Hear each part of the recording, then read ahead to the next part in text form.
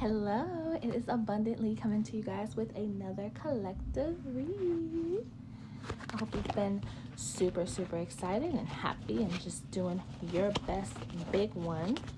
All right, so split deck energy, we have divine feminine, yin feminine energy, and open heart, receptive empathy, invulnerable. All right, so there is this very loving energy surrounding our divine feminines at this time.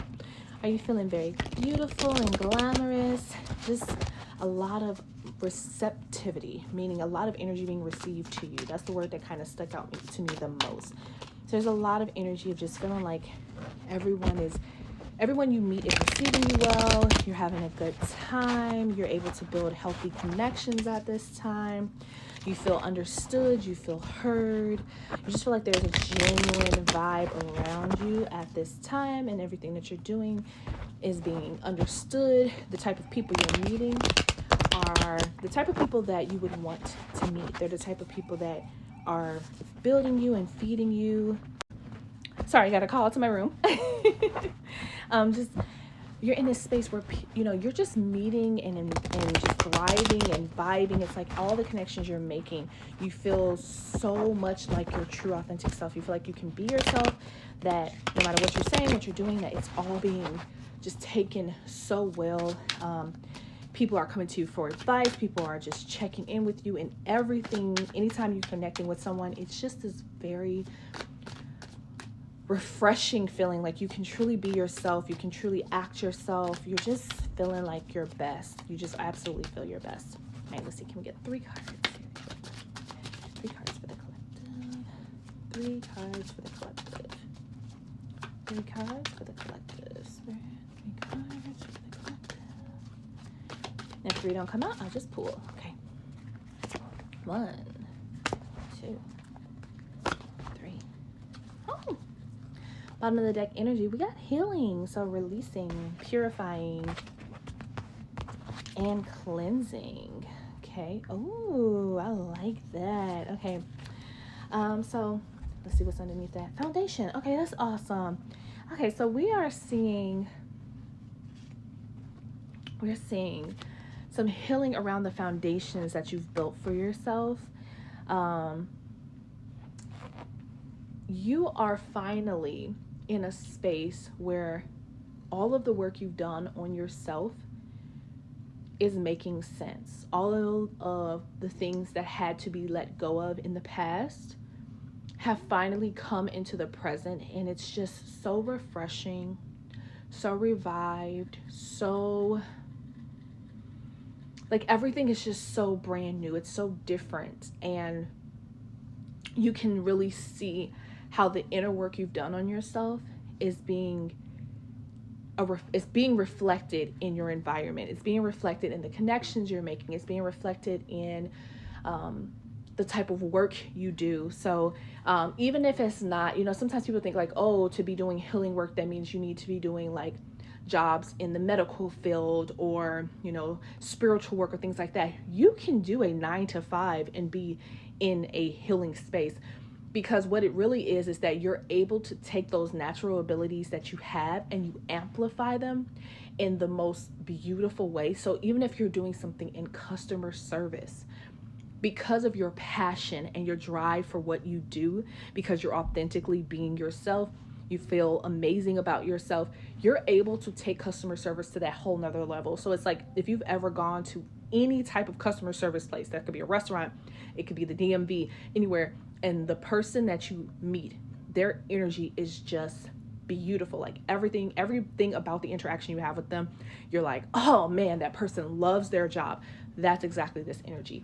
You are just glowing, and it's like it doesn't matter how much someone else might minimize what you do. And I quote that because minimizing from their perspective versus yours, because of who you are, it doesn't matter what job you hold. It's just so beautiful. And it's because the foundations you've created, the healing you've done has just built you up in layers that just, it's just so amazing. Like you're just a brand new person in all the best ways.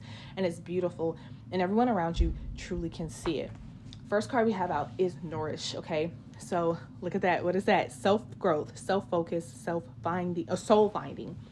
You've been doing some deep spiritual work on yourself. You've been nourishing yourself. Like I said, that healing work you did, the foundations you built, it's healed you to the core. So now everything around you just, it's like everywhere you go, every person you touch is sprouting seeds just from interacting with you. Just the most minuscule interaction with you is changing someone's life. And it's just because you smiled at them, gave them a compliment, just whatever it is that you do, it's just beautiful work, and people really value it. You have found solace and joy in the everyday things that you do, and it's something that other people can really feed off of from you, and they feel it, and it inspires them to go and do it themselves. In the present, we have bitterness. Okay, so it's resentment, anger, hurtful words. So there's times where you may still beat yourself up, right?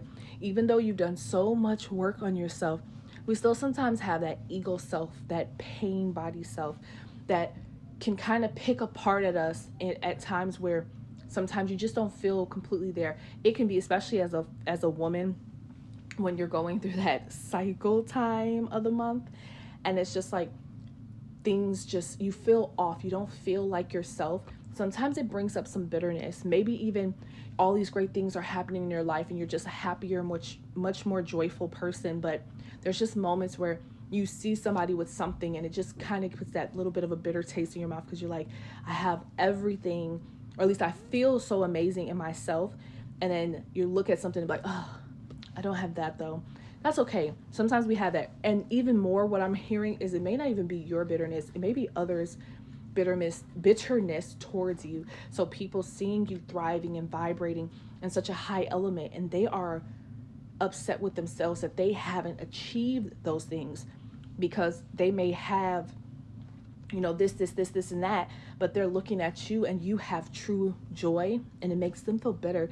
They're just kind of like, how does that person have so much happiness and yet they don't have so many things, right? So it's kind of like that dual-edged sword of sometimes you'll look at your own life and the perspective you see of yourself, you feel like you really are very happy and joyful, but sometimes you see something else. So again, it's something when we're looking out, and I think this is just a reminder of when you have those moments, even for yourself and for others, it's because you're putting the focus outside of yourself. Go back into what you've worked on. Go back into that nourishing and that loving self. And you don't need to look at others and covet what they have. And you additionally don't need to look at others and compare and contrast. There's no need for that. Bitterness is not something we need, but it is something we all feel, and it's something we all experience. So if the moment comes where it does come up, don't beat yourself up. Sit and just ask yourself, why am I feeling this?